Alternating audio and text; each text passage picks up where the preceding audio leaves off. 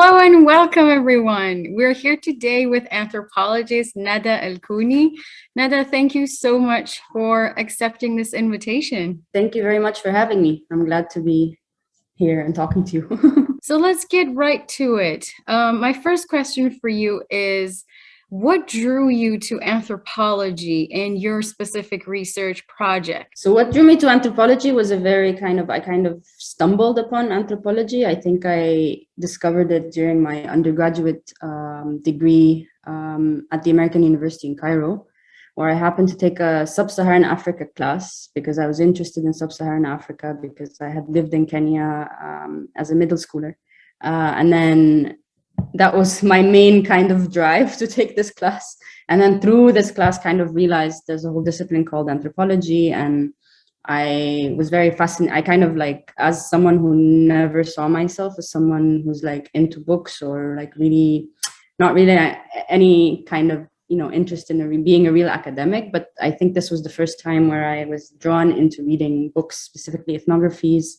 I was very kind of attached, I think and I felt it spoke to me very much when I got to know more about anthropology, because I think in a sense, I kind of had that experience throughout my whole life, kind of, moving a lot between different countries as a child and as a teenager, and kind of needing to experience new cultures, learn new languages, feel like an outsider in a place, re-question who I am when I return to a place like Egypt. So I think it kind of spoke to me in very different ways and very strongly. And that was kind of what got me into, that was my discovery of anthropology.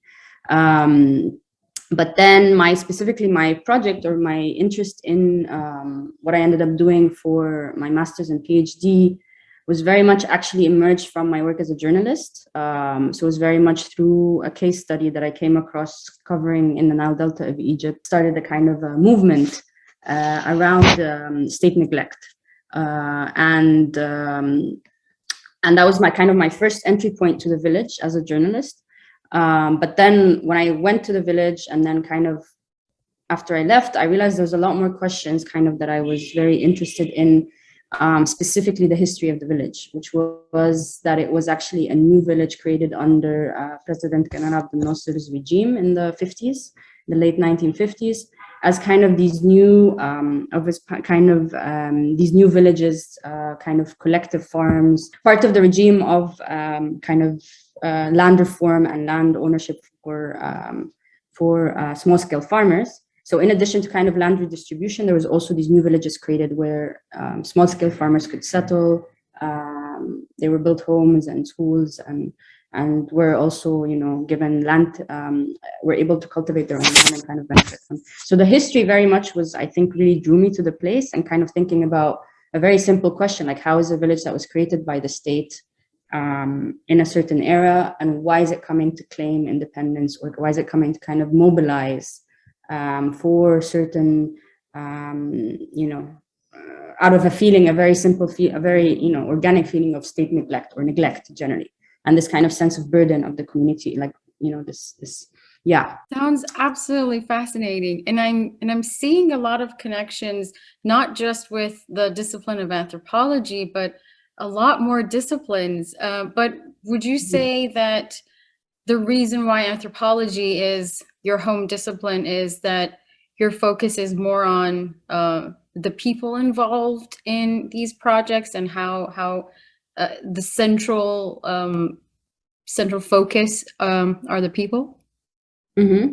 Definitely, I think, it's the kind of the lived experience of the people in the space. And even if we're thinking about the history, it's also how this history is very much an embodied history and how it affects very much how they conceive of their place in the current world. How do they choose to act on certain things? When do they choose to act or not? So very much exactly centered around the people, but specifically people's stories, like more about how, the stories that people tell about themselves, and also the stories that we find interesting in just what might seem as very mundane or everyday kind of explanations for why people might do what they do or think why they think what they think, right? So very much, yeah, driven by the people and the stories of the people. Yeah.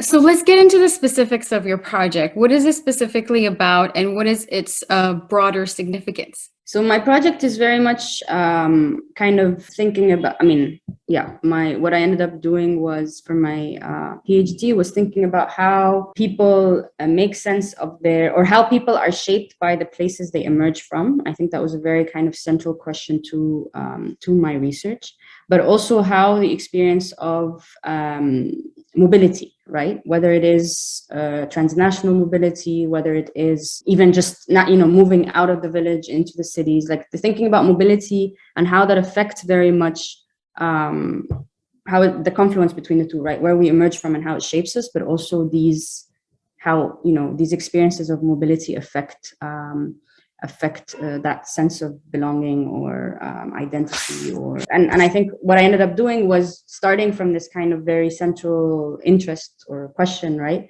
into my larger project ended up being based in two different kind of Nile Delta villages or governorates in the Nile Delta of Egypt, which is kind of one of the main agricultural hubs in Egypt. Ended up being somewhat of a comparative, or not a comparative, but kind of drawing on these two case studies or these two kind of histories of villages and how they differed in very many ways, but also were interesting to see how can also say something about the Nile Delta region at large through this, the people that I worked with from these two communities mainly. Absolutely incredible. So considering you have an ethnographic section in your project and in thinking through your positionality, how do you define your relationship to the population that you study, and what responsibility do you think you have in sharing their stories? So my positionality, in the first site the first place that sparked my interest in even doing a PhD on out of this village was I went there first as a journalist, and then kind of slowly went back eventually as a researcher.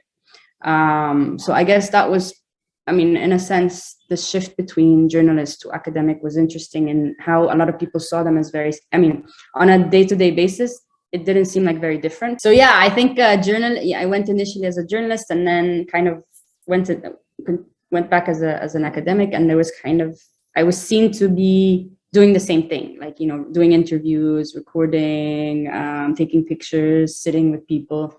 But I think and like living in their homes and, taking part in when they go out to the fields and cultivate, or when they're, the women taking care of their kids or taking them to school in the morning. So these very everyday activities. But I think what ended up making the difference, or like distinguishing, it started to click that no, I'm no longer a journalist. I think even though I kept telling them, I'm back as a researcher now, was when I was kind of staying there very long term and continuing to come back regularly, right? I was not just going for a story, or not just going for an event like this mobilization movement and the civil disobedience movement that they had in 2012, but then continued to want to come back, continued to want to do these kind of very prolonged interviews. So I think this is where it clicked, that I think also being, as a result of the questions that I was interested in, I ended up being very much in kind of male spaces, right? Male dominated spaces. I would most of the time spend time indoors with the women, and also in the fields when they were or with their kids, right? But a lot of the questions that I was asking, and most of the interviews I was conducting, I realized were with men in the community, which affected me as an urban, based woman who is a younger, unmarried woman at the time, and not. So this definitely, the gender aspect was very central, I think, to my to the kind of access I could have. Yeah, so gender was a big part, and of course class as well, right? I think it's very hard to escape the kind of I'm going to a community that is primarily starting a civil disobedience movement around state neglect and basic services, infrastructure services, and also rights, right, that are not being granted to the community. Where I am, at the time I was an Egyptian who's able to be in the US, do a PhD there, and live comfortably, and also, of course, come from a family that is a privileged family is a privileged family, having, through my experience of, talking about having lived in Kenya before, it was because of my father's in the foreign ministry in Egypt. So kind of a family of diplomats, and this was very transparent to the community that I was working with. When they would ask, I was very transparent about who I am and where I've been and such. So I think that all these differences, I think, made it difficult in the sense, not difficult, but it made it, I think I had to navigate a lot of these difference, kind of distance, what do you call them? Like, these tensions, I guess. I think, it's a difficult question because it in this site, this was the case, but then when I moved to a different site, I had to switch my research midway due to, a situation out of my control. And I ended up having to go to a different setting in the Nile Delta, which was a different governorate, which is actually where my family presides from. It was a village where my grandmother lives and where my uncle lives. He's actually a mayor in that, a village chief or village mayor, I don't know. Yeah, like the literal translation in English, or Umda in the village. And this is a place where I had continued to go. Like it's a family village. We go there, once a month when I'm in Egypt. I spend my summers there. Whenever I meet my cousins, that's where we meet. And it was like throughout, even though I moved around a lot throughout all of my life to different countries, it was kind of the main base I would see in Egypt. Like whenever we came back, the village was where I saw as my home, in a sense, or my connection to Egypt. And what was interesting by moving to this village for practicality purposes and also research kind of security concerns around research at the time, in Egypt, it was very difficult navigating now, like a place that I had come to before had been associated with as a family member, right? And everybody there knew me as, the family, Nada, as who just is from here. And then suddenly had to switch into becoming a researcher in the place, which is also very hard to navigate because of the family dynamics, because of the kind of power relations in the village, because of the kind of, I talk about it as one village, I was kind of had to escape, in a sense, state surveillance. And then the other village, I kind of had to navigate or escape familial surveillance, in a sense, or like control of who to talk to and why I can't talk to certain people. And if I choose to talk to certain people, what this does. And kind of, so it's kind of, I guess my positionality needed to be navigated. I had to navigate it in very kind of on a day-to-day basis in these two sites that in some ways were very similar, but also had their specificities. Thank you so much for sharing the details. I actually want to push a little bit more on this. So what were some of the challenges and possibly the lessons that you learned from having to switch, maybe like code switch from being a journalist to being a researcher, from being part of the family to trying to be, in whatever sense of the word, like impartial and let's say impartial? That's a difficult question, or I think it needs a lot of thinking. But I think firstly, the kind of questions that I don't want to create this binary again, because journalism and especially in academia, there tends to be a lot of talking down on journalism, I feel, but I don't necessarily feel this way, but I feel what I'm going to say now might create this binary again. But I think the kind of questions journalists, or the kind of questions I was interested in as a younger journalist, having just graduated from undergrad in Egypt, is very different from the kind of questions that I think doing an anthropological study, or like an academic study or research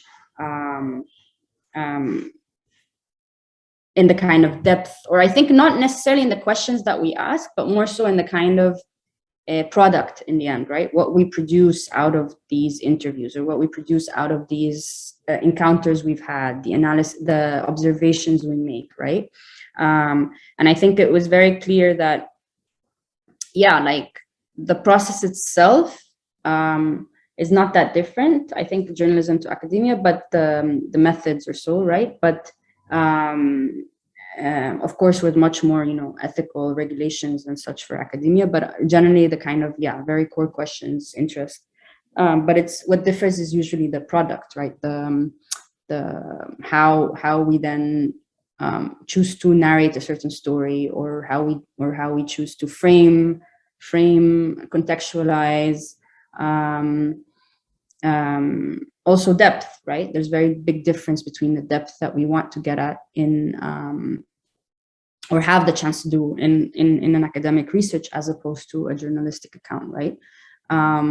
But I think both can work very much hand in hand, right? Especially in the kind of disciplines like anthropology, where you can kind of have certain outputs that are very, are geared towards a certain audience and are, focused on a specific kind of micro aspect, right, that you want to kind of portray. And then you have the larger kind of through the journalism, but then you have the larger kind of research to do all the depth and contextualization and analysis, right?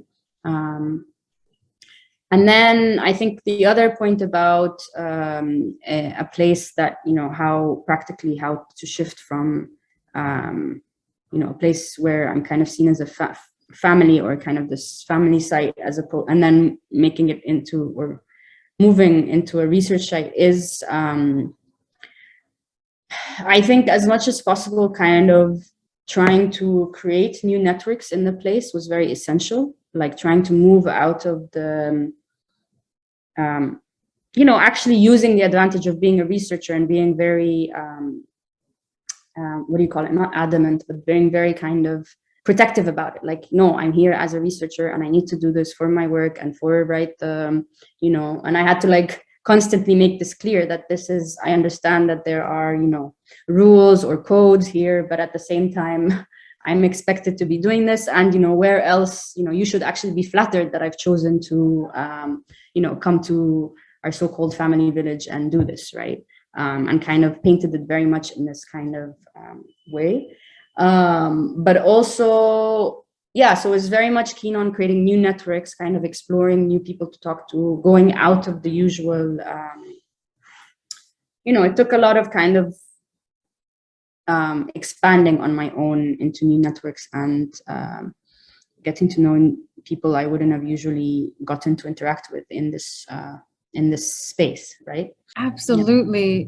Thank you so much for clarifying these things, because I think what you just said about networks and being intentional with your research, this is such great words of wisdom. So now I want to go into the xenophobic and the nationalistic global climate that we're faced with. As a scholar, what sort of impact do you think we should have as scholars in such a climate, and how can we navigate through that and possibly have a positive impact and move away from this? I think in a sense, like, I feel like this is what I always say, right? Is like, thinking about these larger, I think a lot of these xenophobic sentiments are also created very intimately in the sites that we are a part of, intimately within the people and the relationships that we have, are very much resonant on so many other kind of places where we might see as far away, but they're actually very close, or people we might see as very different, but they're actually very close to us. And I think, like, starting from actually even looking at where these kind of xenophobic sentiments might emerge from everyday talk to within family, amongst family members, to like friends that we may have or partners that we may have, and certain, normalization of certain xenophobic sentiments. And I think the role as scholars in this situation is actually creating a learning environment out of these situations where, it might be an usual joking matter, or, you're in a situation where someone made a joke and you're like, but, it clicks as, it's being normalized by this person, but there's something there that's not quite right to be said, and like, I think as much as possible, trying to use these opportunities to kind of be like, but, which I think is difficult because initial reactions, I think, might be very confrontational or very, and I think at least speaking on a personal level, I was very, I was initially very kind of aggressively responding to these things. But I think I've learned, and I think the experience of having taught actually, or teaching in classrooms, has kind of developed this in me, where the skill to kind of be like, okay, let's pause for a moment. Let's take a step back. Let's actually hear what you said again. And let's see, I think this made me feel this way, or I think this might, there's something problematic about what you're doing right now. Why do you think, and then kind of using it as a learning experience in a sense, and kind of sometimes actually making people aware of, because it's very normalized. It's actually very ingrained. These xenophobic kind of sentiments, I feel, very ingrained in us. And we might not see it, right? We might not realize it. And I think that's, I don't know if I've answered the question, but that's kind of what I'm thinking of. You absolutely did. Like starting local and using every opportunity as a learning experience. I absolutely loved it, and I think honestly that's the way we need to go. So we talked about like the global climate. Now I want to hone in on Middle Eastern studies more generally. So considering the state of Middle Eastern studies and research on Egypt and its rural communities that you're doing, what topics and issues do you like to see addressed more in the field? So I think I was very conscious during my research to not fall, especially being in a US context doing my PhD in the US. I was very keen, I think, or resistant to kind of fall within, or not fall, but fit within kind of doing a gender or a religion related project. I think I was very keen from the start. And I think even as an undergrad, there was something was not feeling right for me. Like every time I picked up a book on the Middle East, somehow always about religion and Islam and women and Islam, or you're right. And I think especially I was also being framed in this, or kind of, especially when I was, these kind of elevator pitches that we do when you talk about your research or describe it, I was seen to be, a woman doing research in rural Egypt, and therefore somehow was expected automatically to be doing something on women and religion, right? And I think as much as that's great, and there's been, of course, great research done on that, and it kind of established, I think, Middle East anthropology, there's a lot more, right? Like there's so much more, frameworks that we can use for research. There's so much more going on. And I think for me, it's what's really missing is more, focusing on environmental issues, focusing on global interconnections, migration. I think there's also definitely, speaking about migration, there's a lot that still needs to be done on the very everydayness and very normalcy of migration abroad, or even to whether we're talking about economic migrants or privileged migration, or whatever right scale we're thinking on. I think there's a lot more that could be done, definitely interesting work that could be done on migration, at least ethnographically. I'm thinking ethnographically, right, on Egypt. I would say these are the two, at least, things that I'm interested in, that I would like to see more of. But of course, I think anything is needed. Beautiful answer. Honestly, beautiful. In diversifying the narratives around the Middle East, I am absolutely for that. And now let's switch to your career goals. Are you planning to pursue a career in academia? And if so, what topics and themes would you like to address in your future work? So I'm post-PhD. I mean, I've been out of PhD for 2 years now, and I've kind of seen myself as trying to continue on an academic path, but also really keen on exploring all the other options, because I think I am, my being drawn to anthropology is very much also out of a kind of practical, wanting to have kind of practical work and not necessarily be just confined within academic circles or environments. But I think at least within academia, I'm very keen on teaching. And I think teaching is something that I'm definitely very kind of drawn to and enjoy, and find that's one of the things that really pulls me towards it. But even if I don't continue right in a kind of official academic track, I'm very keen definitely to work on hopefully producing some of my work and sharing it, a book project firstly on, the research that I did for the PhD, but also moving ahead, I'm very keen definitely on thinking of, I'm still kind of, there's nothing tangible there, but what I'm thinking of moving into is, yes, definitely a more migration related project. But thinking about it also, outside of Egypt's urban centers. So thinking about, and also not necessarily the Nile Delta, but thinking about other regions of Egypt and the kind of migration networks between, transnational migration between the western region of Egypt and, thinking about border communities, but also experiences of migration and what kind of the effect of it on the return, the effect of return migration on the places of their locale. Yeah. Sounds absolutely fascinating. First of all, I want to read your dissertation book project, and second, your other projects about migration in non-urban areas. So important, so important. I would love to read it. Thank you so much, Nada. This is just the beginning. Once, I don't know, you have other projects or your book project comes out, we're going to continue this conversation and reconnect. Absolutely. Thank you again for giving us this time to get to know you and your work better. Thank you so much for this discussion. It was great talking to you.